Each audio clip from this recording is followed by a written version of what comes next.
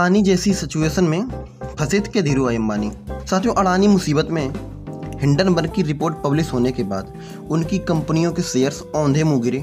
दुनिया के अमीरों की लिस्ट में वो तीसरे नंबर से 17वें नंबर पर खिसक गए। साथियों, लोगों के मन में एक ही सवाल है, अडानी बाउंस बैक कैसे करेंगे। यदि हम शेयर मार्केट के इतिहास के पन्नों को टटोलें तो पता चलता है कि ऐसी सिचुएशन में एक बार धीरू भाई अंबानी भी फंसे थे, जब कोलकाता के बियर कार्टेल ने रिलायंस के शेयर गिराने की पूरी कोशिश की थी। नवंबर 1977 की बात है कि धीरू भाई अंबानी ने अपनी कंपनी रिलायंस को शेयर मार्केट में रजिस्टर कराने का फैसला किया। इस वक्त रिलायंस ने 10 रुपये शेयर की दर से करीब 28 लाख इक्विटी शेयर जारी किए। और अच्छा, किसी शेयर को बेचने की शुरुआत इनिशियल पब्लिक ऑफरिंग यानी आईपीओ से होती है। अच्छा, आईपीओ जारी करते हुए रिलायंस के शेयर ने धमाल मचा दिया। अब कंपनी के शेयर में लोगों की दिलचस्पी को देखते हुए अंबानी का इरादा और ज़्यादा मजबूत हो गया। जल्दी अंबानी शेयर बाजार की बारीकियों को समझ गए।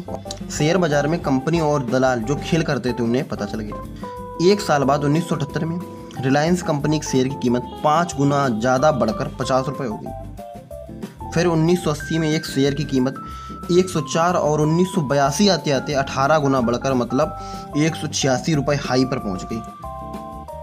साथियों, यही वो समय था जब अंबानी देश और दुनिया के शेयर दलालों की नज़र में खटकने लगे। फिर कुछ ऐसा हुआ जिसके बाद अंबानी शेयर के मसीहा बन गए। साथियों, शेयर बाजार के बड़े दलालों के लिए 2 शब्द खूब इस्तेमाल होते हैं, एक बियर यानी भालू और दूसरा होता बुल जिसको बैल कहते हैं। अब हम पहले इन दोनों के बारे में जान लेते हैं। साथियों, शेयर मार्केट का बियर शेयरों की कीमत गिराकर उसे दोबारा खरीदने से मुनाफा कमाते हैं। उन्हें अंग्रेजी में बियर यानी भालू कहा जाता है। और शेयर मार्केट का बुल यानी बैल जो लोग शेयर खरीदकर उनके दाम बढ़ाते हैं और फिर उसे ऊंची कीमत पर बेचकर मुनाफा पाते हैं, उन्हें अंग्रेजी में बुल यानी बैल कहा जाता है। साथियों, रिलायंस कंपनी के साथ 24 लाख से अधिक निवेशक जुड़ चुके थे। इसी समय रिलायंस ने निवेशकों से पैसे उधार लेने के लिए डिबेंचर्स जारी किए। अच्छा, दरअसल डिबेंचर्स कंपनियों के लिए कर्ज के जरिए पूंजी जुटाने का तरीका होता है। डिबेंचर्स खरीदने वालों को कर्ज देने के बदले उनके पैसों पर एक निश्चित ब्याज मिलता है। इसी तरह बिजनेस बढ़ने से रिलायंस के शेयरों का प्राइस जितना बढ़ता है, निवेशकों से लिया उनका कर्ज उतना ही कम होता है। धीरू भाई अंबानी को उम्मीद थी कि अगले कुछ सालों तक उनके शेयर इसी तरह बढ़ते रहेंगे, लेकिन तभी कोलकाता में बैठी बियर यानी शेयर बाजार के कुछ दलालों ने रिलायंस के शेयर को गिराने का फैसला किया। साथियों, बाद 18 मार्च 1982 को अचानक रिलायंस के शेयर की कीमत गिरने लगी। ये सब कुछ शेयर बाजार के दलालों के पहले से सुयोजित प्लानिंग की वजह से हो रहा था। वह रिलायंस के शेयर की कीमत गिराकर लाभ कमाना चाहते थे। ऐसा करने के लिए बियर्स ने रिलायंस के शेयरों की शॉर्ट सेलिंग शुरू कर दी। शॉर्ट सेलिंग शेयर को खरीदना या बेचकर लाभ कमाने का एक तरीका होता है। अच्छा, रिलायंस के शेयर की कीमत को गिराने के लिए दलाल शॉर्ट सेलिंग कर रहे थे। इसमें शेयर मार्केट के दलाल बड़ी संख्या में ब्रोकरेज के जरिए रिलायंस के शेयर दूसरों से उधार लेकर बाजार में धड़ाधड़ बेचने लगे। इससे कंपनी के शेयर की कीमत तेजी से कम होने लगी। दलालों का प्लान था कि वो ब्रोकरेज से उधार लिए शेयरों को कम कीमत होने पर बाजार से खरीद कर लौटा देंगे और मुनाफा कमाएंगे। इस तरीके में एक नियम भी होता है, अगर उधार लिया गया शेयर तय समय पर नहीं लौटाया गया तो 50 रुपये प्रति शेयर से उसे हर्जाना देना होता है। 18 मार्च 1982 के दिन शेयर बाजार शुरू होते ही आधे घंटे बाद बियर्स ने 3.5 लाख शेयर शॉर्ट सेलिंग के जरिए बेच दिए। एक साथ इतने ज़्यादा शेयर बिकने की वजह से रिलायंस के एक शेयर की कीमत 131 रुपये से गिरकर 121 रुपये आ गई। कोलकाता के दलालों को लगा कि डूबते शेयर को कोई बड़ा शेयर मार्केट का दलाल नहीं खरीदेगा। इसी तरह शेयर को कीमत में लगातार कमी आएगी और बाजार में भगदड़ मचने से शेयर की कीमत पूरी तरीके से टूट जाएगी। ये कुछ वैसा ही था जैसे हिंडनबर्ग अडानी की कंपनी के साथ कर रहा था। ऐसे में रिलायंस का डूबना तय लग रहा था। धीरू भाई अंबानी को इस बात की जानकारी मिली कि कोलकाता में बैठे शेयर मार्केट के दलाल रिलायंस के शेयरों की कीमत तोड़ रहे हैं। इसके बाद देर किए बिना अंबानी ने दुनिया भर के टॉप बुल दलालों से संपर्क किया। अब अंबानी की तरफ से कई टॉप बुल दलाल शेयर बाजार में कूद चुके थे। अब एक तरफ कोलकाता में बैठे बियर्स दलाल धड़ाधड़ शेयर बेच रहे थे, वहीं दूसरी ओर अंबानी के समर्थक बुल दलाल शेयर खरीद रहे थे।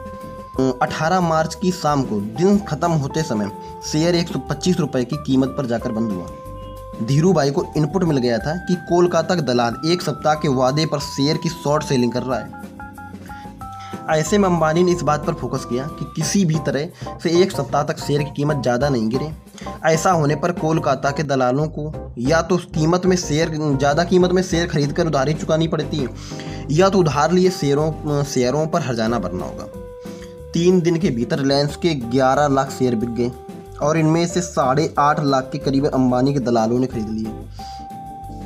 अब कोलकाता के दलालों के होश उड़े। उनकी उम्मीद के उलट शेयर की कीमत 131 रुपये से भी ज़्यादा बढ़ गई। अब शेयर चुकाने के लिए बियर्स को ऊंची कीमत पर शेयर खरीदना पड़ता है।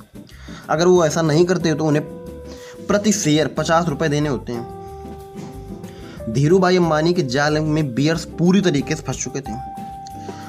उन्होंने मामला सेट करने के लिए बुल्स से समय मांगा। अंबानी के दलाल बुल्स से समय देने से मना कर दिया। इसके बाद खुद शेयर मार्केट के अधिकारियों को समझौता करने के लिए बीच में आना पड़ा। साथियों, परिणाम ये हुआ कि 3 दिन तक शेयर मार्केट बंद रहा। अंबानी कोलकाता में बैठे बियर्स को सबक सिखाना चाहते थे, इसलिए उन्होंने 3 दिन तक अपनी जिद पर अड़े रहे। साथियों, 10 मई 1982 को शेयर मार्केट में रिलायंस का शेयर आसमान छूने लगा। अब अंबानी शेयर मार्केट के मसीहा बन गए थे। शेयर बाजार खुलने के बाद कई दिनों तक अंबानी के शेयर में निवेशक पैसा लगाते रहे। इससे शेयर की कीमत हाई बनी रही। इसके बाद सवाल उठने लगे कि अंबानी को इस संकट से बचाने वाले बुल्स कौन थे। बाद में इस बारे में संसद में उस वक्त के वित्त मंत्री श्री प्रणब मुखर्जी ने जवाब दिया था कि 1982 से 83 के बीच एक NRI ने अपने नाम का खुलासा किए बिना अंबानी के शेयरों में 22 करोड़ रुपए इन्वेस्ट किए थे। साथ ही उस समय बहुत बड़ी रकम होती थी। कुछ दिनों बाद पता चला कि पिकासो और लोटा नाम की कंपनियों के जरिए पैसा इन्वेस्ट किया गया था। इन कंपनियों के मालिक कोई शाह नाम के व्यक्ति थे। अब ये शाह कौन था अब तक नहीं पता चल पाया। हालांकि बाद में RBI ने अपनी जांच में रिलायंस को क्लीन चिट दे दी थी। हाँ, अगर वीडियो अच्छा लगा है तो प्लीज़ चैनल को सब्सक्राइब करना ना भूलें।